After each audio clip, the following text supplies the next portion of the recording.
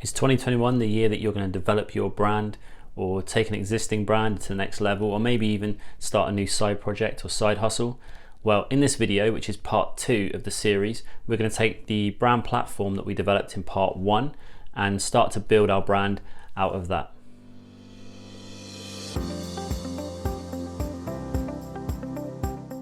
Hi, and welcome to Weekly Brand Tips, brought to you by Elements Brand Management.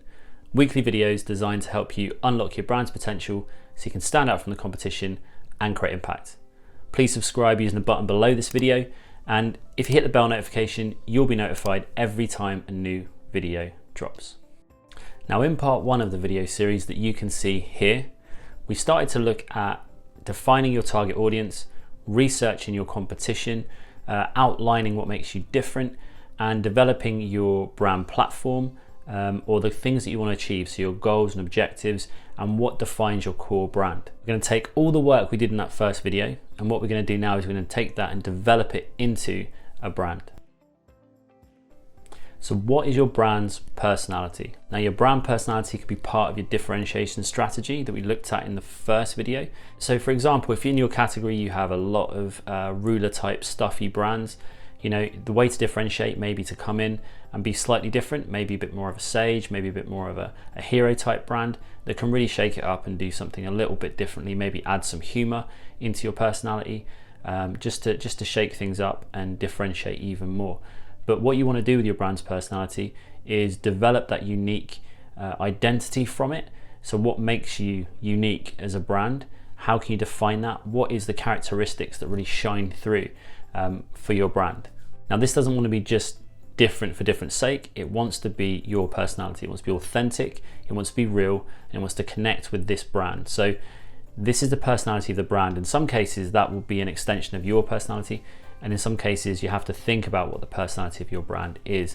Now, this wants to be something that doesn't break the rules of a category. For example, if you're selling security services, maybe humor, or too much humor, if any, is going to be a little bit too far with regards to that category. So you want to make sure it's in keeping with who you are as a brand, but it's also in keeping with the category itself. You don't want to break any rules of the category. A good way to hone your brand's personality is to write down a few things, so workshop a few things. Now, when you're doing this, make sure to keep your audience in mind. So firstly, who would my brand be if it was a film star or fictional character, and why? So this might seem like a strange step to take, but what you're actually doing here is you're taking your concept of your brand, whether this is a new brand for you, you're launching a brand, whether it's a startup and you're in an early stage, or whether you've got an existing brand and you're looking to take it to the next level. What you're doing here is you're stopping thinking about the brand as a business, and you're thinking about it as a living, breathing thing. So you're taking this brand and you're trying to transpose it onto a character or an identity in order to understand what it is aside from that business. And this is really important because a lot of times your thinking will get hindered and stopped when you think about it as a business entity. So if you can think about it as something else, your imagination and your creativity starts to flow. So think about the character that your brand could be. Write down at least a paragraph about what that character, who that character is. You know, what do they act like? How do they talk? What do they wear? How do they interact with the world around them? And really write some notes on this. Make a really good fleshed out character. It will help you in the later stages of developing your brand. It'll also help you with developing this personality side of things. So understand who that character is and put some notes about the personality of that character.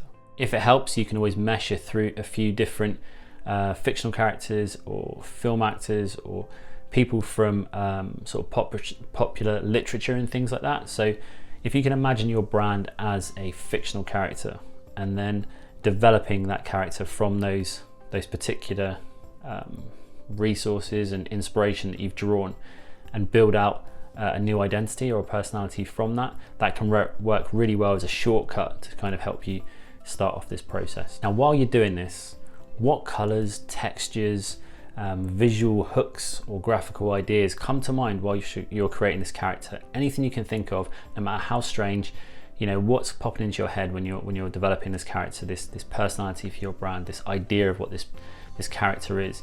What comes to mind?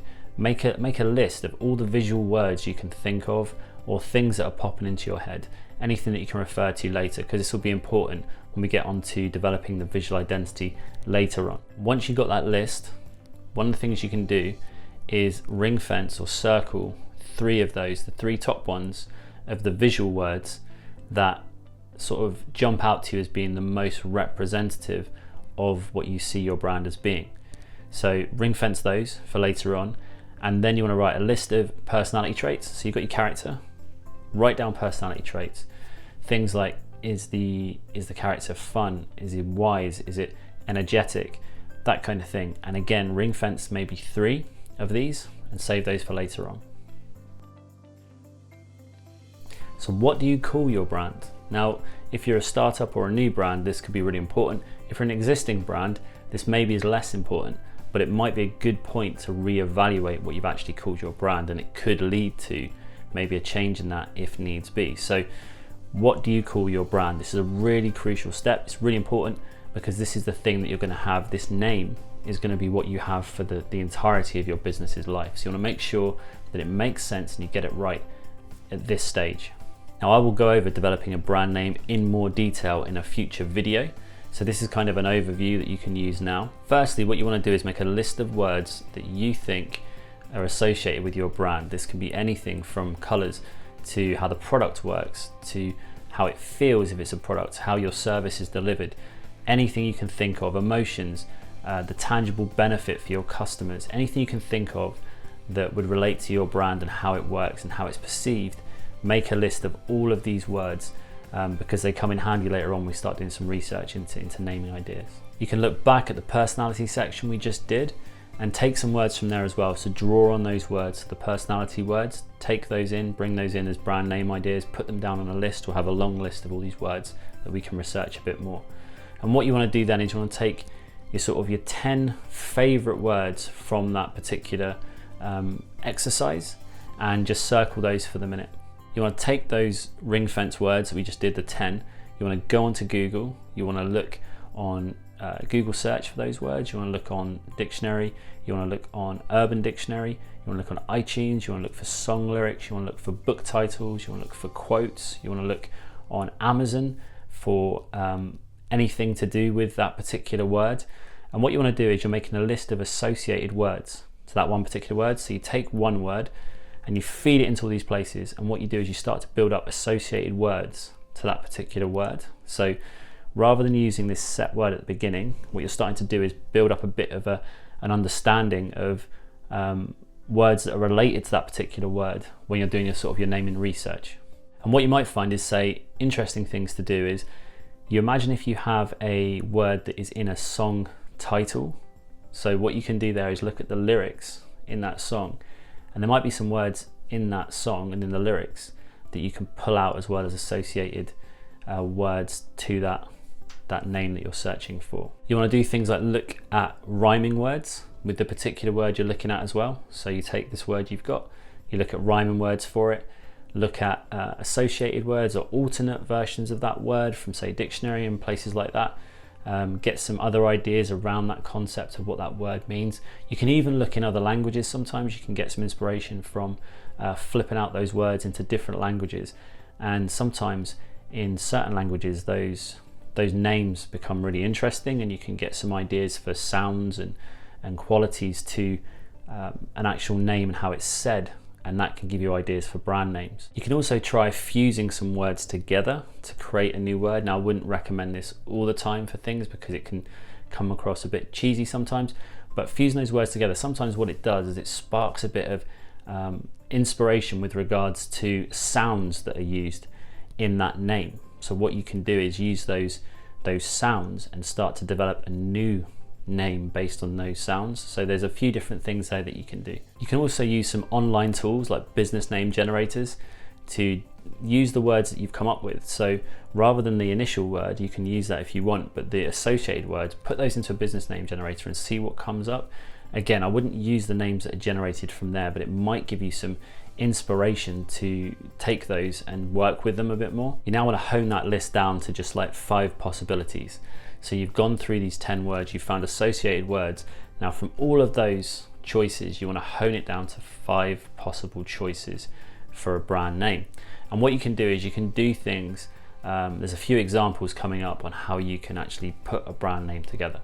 So you can make up a word like Pepsi, so you can completely make one up using some of the sounds that we've come across, maybe fusing two words together, maybe using a sound. I mean, like Pepsi, I don't know where that name came from, but it's almost like a can opening, potentially Pepsi, you know, something like that. You could play on that idea. You could reframe from an unrelated idea, so say like Apple and computers, two completely different genres, but what that did is creating the name Apple for a computer is it really positioned it as well as something different again, because it was almost an organic feel to it, as opposed to your kind of your standard sort of your Microsoft, your HP, your sort of different brands that use those sort of really standard techie names.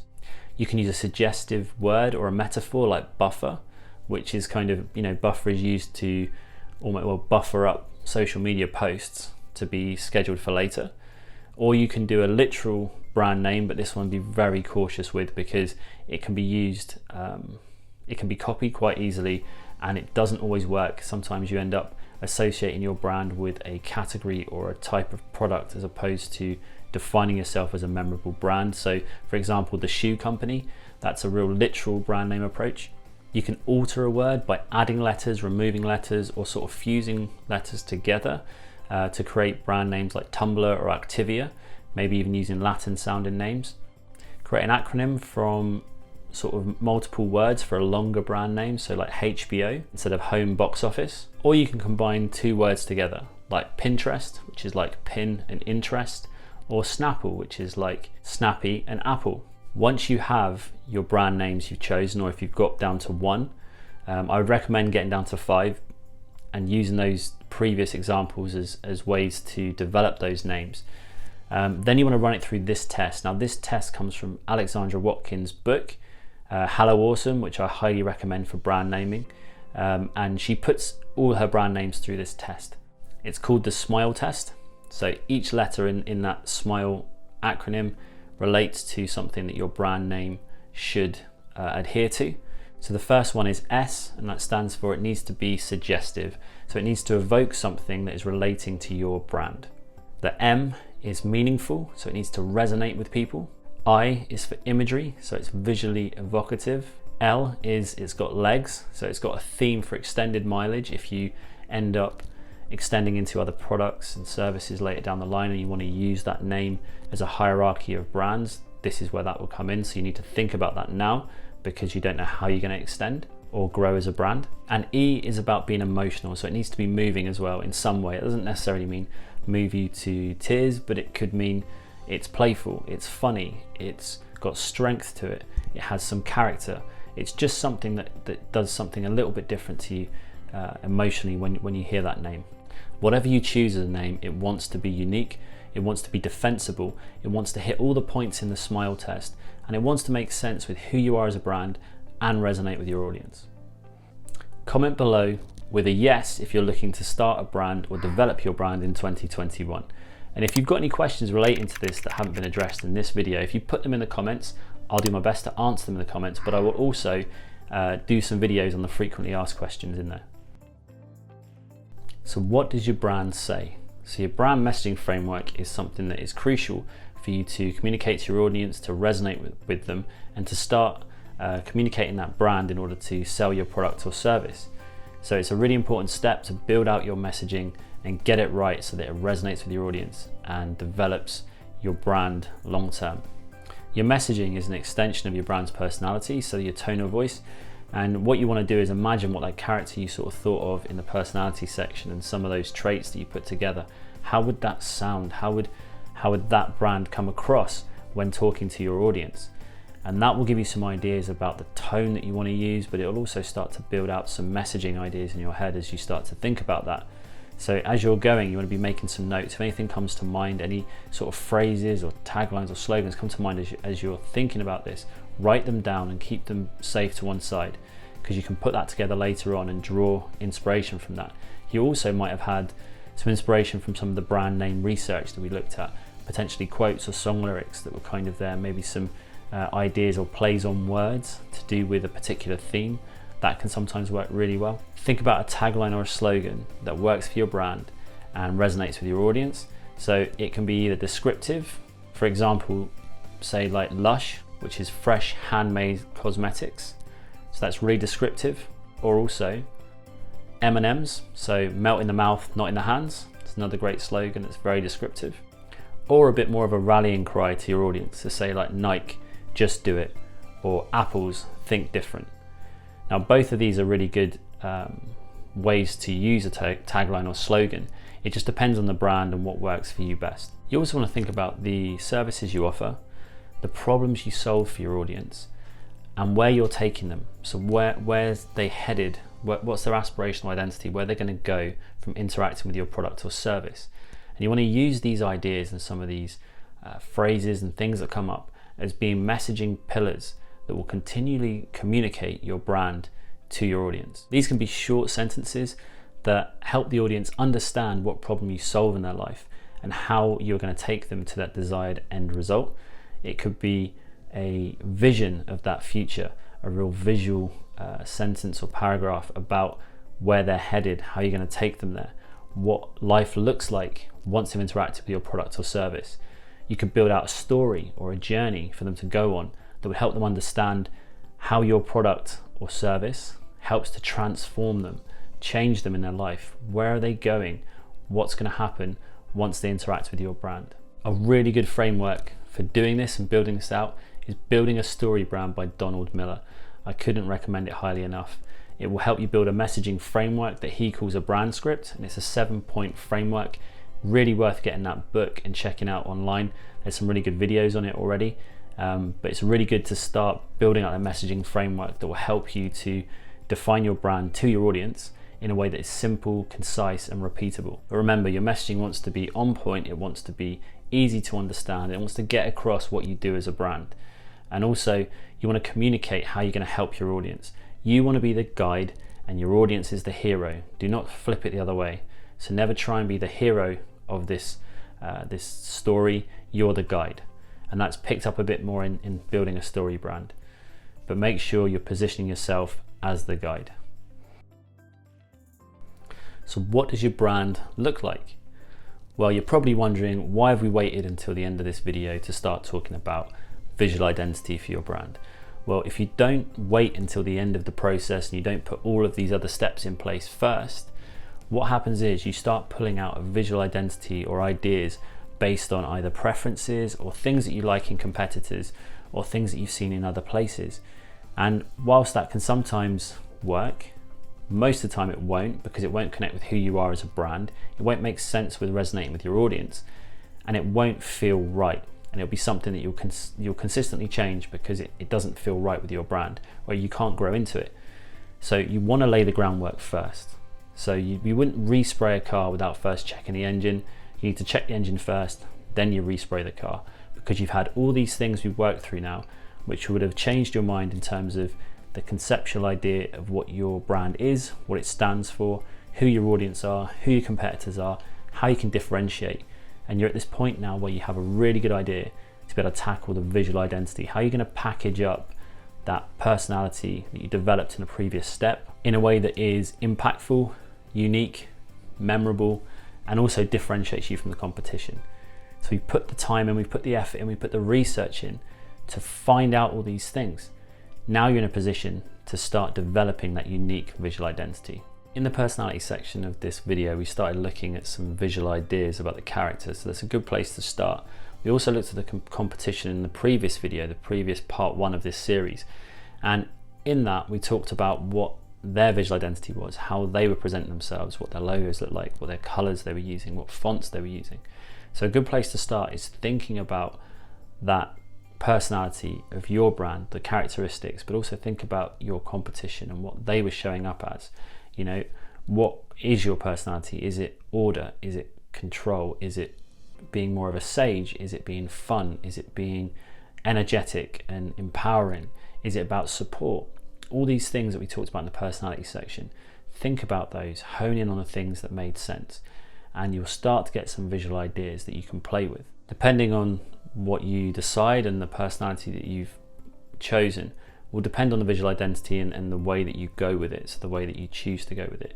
Now you can also do some research on Google by searching for particular words and seeing what images come up. You can do that on stock photography sites. So if you've got some of those images from the personality, let's say empowerment, and you put that into a search engine like Google, or you put it into Unsplash, or you put it into iStock, you're going to get some ideas and some colors and some things that pop up that might spark some inspiration and put you on a bit of a rabbit hole where you start going down into different areas to collect stuff. And what I would recommend is get some Pinterest boards together and say pick 3 or 4 characteristics from your personality section and develop a board for each, and use those as inspiration and build up some ideas, some visual ideas that you can use to take further. So for example, with say empowerment, you might see a lot of people with their fists in the air. You might see some slogans, you might see some kind of almost retro 20s 30s kind of propaganda type posters.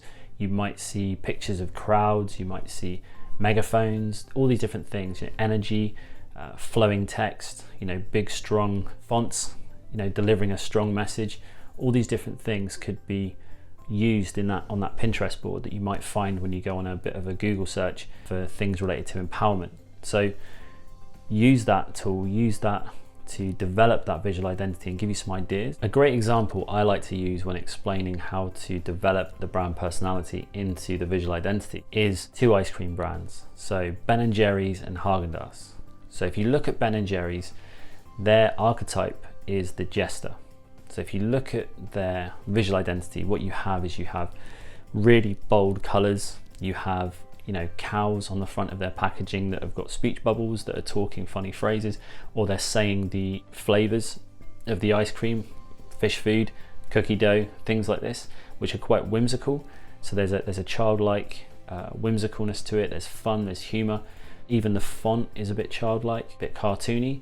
So it's taking that personality of the kind of fun jester, just trying to make people happy, make some fun, and delivering that into a visual package. And they do that really well with the front of the Ben & Jerry's carton.